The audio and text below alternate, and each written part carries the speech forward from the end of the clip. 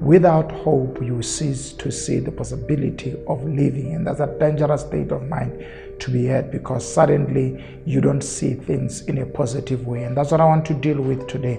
That a hopeful person focuses on the positive things of life. Your relationship or marriage right now, it's full of conflict. It's war zone. I can tell you that season would come to an end, and you guys can fly again and love again and tolerate each other and enjoy each other. Don't allow the now moment abort the possibilities of the future, which is filled with hope and positivity. Nothing that you're experiencing right now is positive. It's permanent.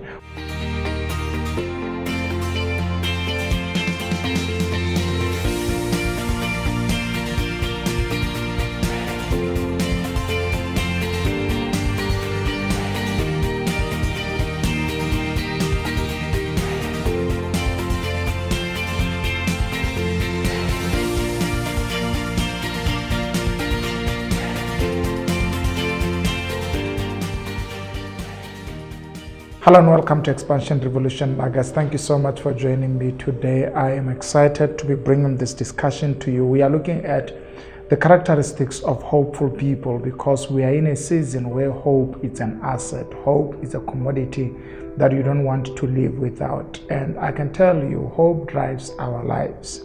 Sometimes when you face obstacles and when you face issues, the only commodity that you need that can sustain you through that journey is hope.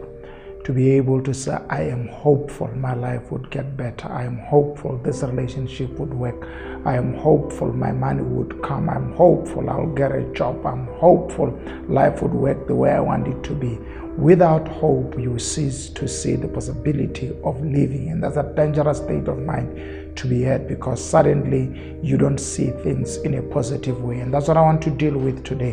That a hopeful person focuses on the positive things of life. Remember what I've said in this discussion, that hope is a positive state of mind. So a hopeful person chooses to focus on the positive side of life. As a matter of fact, his mind is in a positive state of affairs. What does that mean? It means that, the best way for me to explain the positive state of mind is for me to show you the negative state of mind. When you have a negative state of mind, here's what it means. It means that you are looking at everything outside you and inside of you from a negative perspective. And I think the perspective is the secondary side, is that you see things as being negative, and then you adopt a negative perspective over everything. The result of that state of mind is that then you use a negative perspective over everything. The ultimate results of using a negative perspective is that then you suddenly think like everyone around you is a bad person. You see all the negatives in people around you. You see all the negative at the place that you work. You see all the negative at the church that you go to. You see all the negatives inside yourself. And then suddenly there's nothing that is good in your life and nothing to celebrate. I can tell you, when you want to see mistakes and negativity, that's what you would see.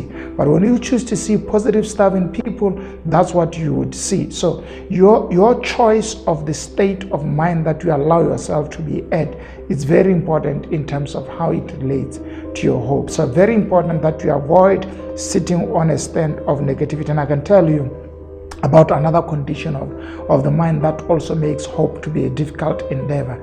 We call that the passive state of mind. When you are in the passive state of mind, the good news is you are able to look at life and see the imbalances between the negative aspect and the positive aspect. The only problem with the passive state of mindset is that it assumes that everything that it sees is static, it does not change, and it is permanent.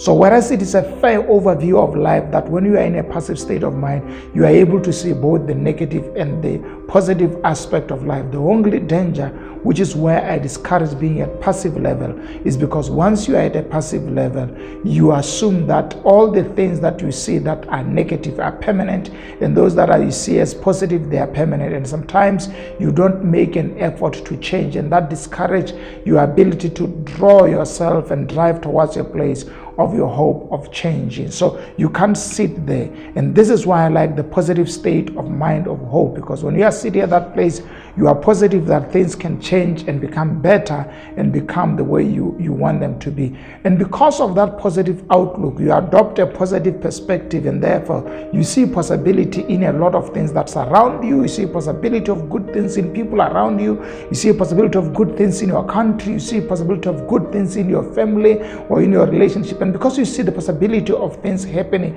in a good way, then you drive towards those things and changing those things, and you push yourself achieve the positive results that you assume and that you desire to be able to achieve. So I want to encourage you. I know there are some people who are very pessimistic. They always see half the glass empty instead of seeing half the glass full.